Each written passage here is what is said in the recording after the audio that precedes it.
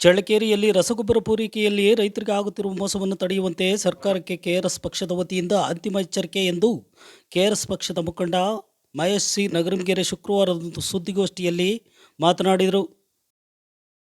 ಚಳ್ಳಕೆರೆ ತಾಲೂಕಿನಲ್ಲಿ ಹಲವಾರು ವರ್ಷಗಳಿಂದಲೂ ರಸಗೊಬ್ಬರ ಪೂರೈಕೆಯಲ್ಲಿ ನಿರಂತರವಾಗಿ ಅಭಾವ ಸೃಷ್ಟಿಸುವುದು ಹಾಗೂ ಸಬ್ಸಿಡಿ ವ್ಯಾಪ್ತಿಗೆ ಬರುವ ಯೂರಿಯಾ ಹಾಗೂ ಡಿಎಪಿ ರಸಗೊಬ್ಬರ ದರವನ್ನು ಎಂಆರ್ಪಿ ಬೆಲೆಗಿಂತ ಹೆಚ್ಚಿನ ಬೆಲೆಗೆ ಮಾರಾಟ ಮಾಡಿ ರೈತರಿಗೆ ಮೋಸ ಮಾಡುವ ಅಂಗಡಿಗಳ ವಿರುದ್ಧ ಕೃಷಿ ಇಲಾಖೆ ಕ್ರಮ ಕೈಗೊಳ್ಳುತ್ತಿಲ್ಲ ಎಂದು ದೂರಿದರು.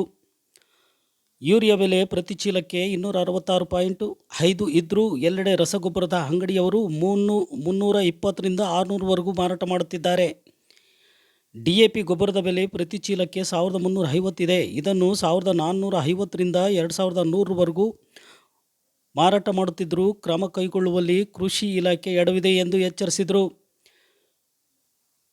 ಡೀಲರ್ಸ್ಗಳು ಮತ್ತು ರಸಗೊಬ್ಬರದ ಕಂಪನಿಗಳು ಜೊತೆಗೂಡಿ ಕೃಷಿ ಇಲಾಖೆ ಅಧಿಕಾರಿಗಳು ಕೈ ಜೋಡಿಸಿದ್ದಾರೆ ಎಂದು ಆರೋಪಿಸಿದರು. ಲಿಂಕ್ ಪ್ರಾಡಕ್ಟ್ ಹೆಸರಿನಲ್ಲಿ ರೈತರಿಗೆ ಮೋಸ, ಕಣ್ಮುಚ್ಚಿ ಕುಳಿತ ಅಧಿಕಾರಿಗಳು. ರಸಗೊಬ್ಬರದ ಪಡೆಯಬೇಕಾದರೆ ಜೊತೆಗೆ ಮತ್ತೊಂದು ರಸಗೊಬ್ಬರ ತೆಗೆದುಕೊಳ್ಳಲೇಬೇಕು, ಇಲ್ಲವಾದರೆ ರಸಗೊಬ್ಬರ ಸಿಗುವುದಿಲ್ಲ. ಮತ್ತೊಂದರ ಅಗತ್ಯ ಇಲ್ಲದಿದ್ದರೂ ತೆಗೆದುಕೊಳ್ಳಬೇಕಾದ ಪ್ರಸಂಗ ಇದ್ದರೂ ಯಾರೂ ಏನೂ ಮಾಡುತ್ತಿಲ್ಲ ಎಂದು ದೂರಿದರು. ರಸಗೊಬ್ಬರದ ಅಂಗಡಿಗಳಲ್ಲಿ ಗೊಬ್ಬರದ ಬೆಲೆ ನಮೂದು ಮಾಡುವುದಿಲ್ಲ, ಸ್ಟಾಕ್ ವಿವರ ಇಲ್ಲ, ಪ್ರದರ್ಶನದ ಫಲಕದಲ್ಲಿ ಏನೂ ಇರೋದಿಲ್ಲ.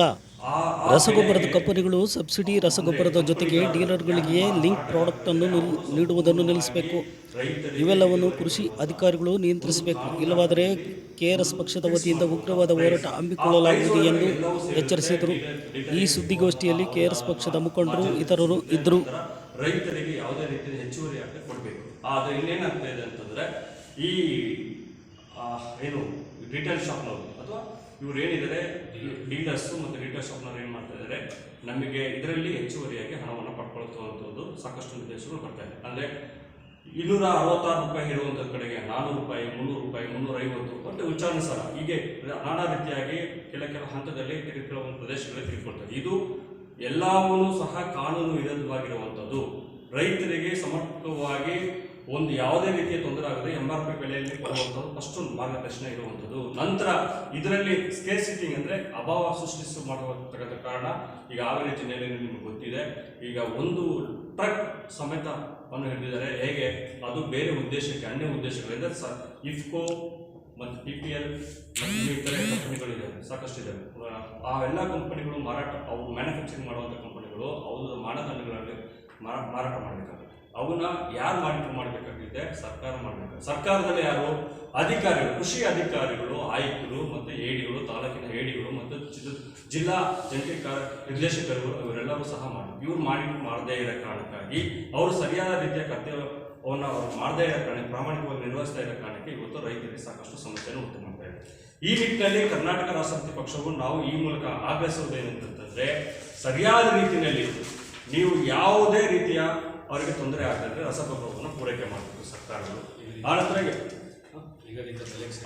ಯಾವ ಇದರಲ್ಲಿ ಏನು ನಿಗದಿತ ಮಾಡಿದೆ, ಸರ್ಕಾರ ಮಾನದಂಡದಲ್ಲಿ ಏನು ನಿಗದಿತವಾಗಿ ಮಾಡಿದೆ ಆ ಎಂಆರ್ಪಿ ಬೆಲೆಗಿಂತ ಹೆಚ್ಚಿನದಾಗಿ ಮಾರಾಟ ಮಾಡಬಾರ್ದು.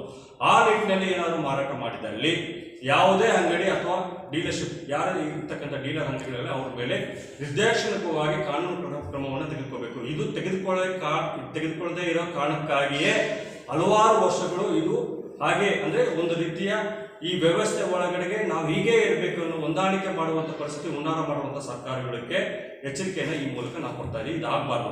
ಈ ನಿಟ್ಟಿನಲ್ಲಿ ಈಗ ಏನು ಹೊಸದಾಗಿ ಮಾನ್ಯ ಶಿವಕುಮಾರ್ ಅವರು ಮುಖ್ಯಮಂತ್ರಿ ವಹಿಸಿಕೊಂಡಿರುವಂಥ ಸರ್ಕಾರವು ಸಹ ರೈತರ ಪರವಾಗಿ ನೀಡಿದ್ದರೆ ಈಗ ನಮ್ಮ ರೈತರು ಸಿಗಬೇಕಾದಂತಹ ಈ ರಸಗೊಬ್ಬರ ಸರಿಯಾದ ರೀತಿಯಲ್ಲಿ ಸಿಗಬೇಕು. ರಸಗೊಬ್ಬರ ಏನು FCO 1985 ಆಕ್ಟ್ ಪ್ರಕಾರ ಏನು ಮಾನದಂಡಗಳಿದೆ ಆ ಮಾನದಂಡಗಳು ಕರೆಕ್ಟಾಗಿ ಕೊಡಬೇಕಾಗ್ತದೆ. ಆನಂತರ ಈಗ ಅಧಿಕಾರಿ ಚಳ್ಳಕೆರೆ ಅಥವಾ ಚಿತ್ರದುರ್ಗ ಜಿಲ್ಲೆ ಆ ಕೃಷಿ ಇಲಾಖೆಯ ಅಧಿಕಾರಿಗಳು ಅವರ ಸಂಪರ್ಕದ ನಂಬರನ್ನು ಹಾಕಬೇಕು.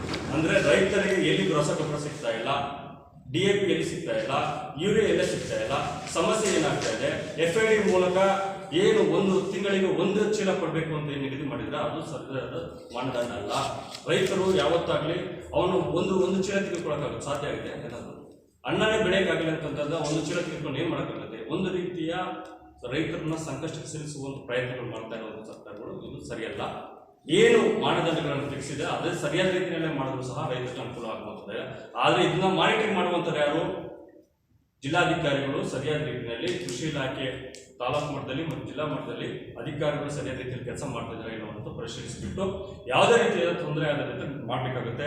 ಈ ಕಂಪನಿಗಳು ಅಂದರೆ ರಸಗೊಬ್ಬರ ಮಾರಾಟ ಮಾಡುವಂಥ ಕಂಪನಿ ಕಡ್ಡಾಯವಾಗಿ DLS ನಿಯಮ ಪ್ರಕಾರ ಅಂಗಡಿಗಳಿಗೆ ಅಥವಾ ಡೋರ್ ಡೆಲಿವರಿ ಕೊಡಬೇಕಾಗುತ್ತೆ.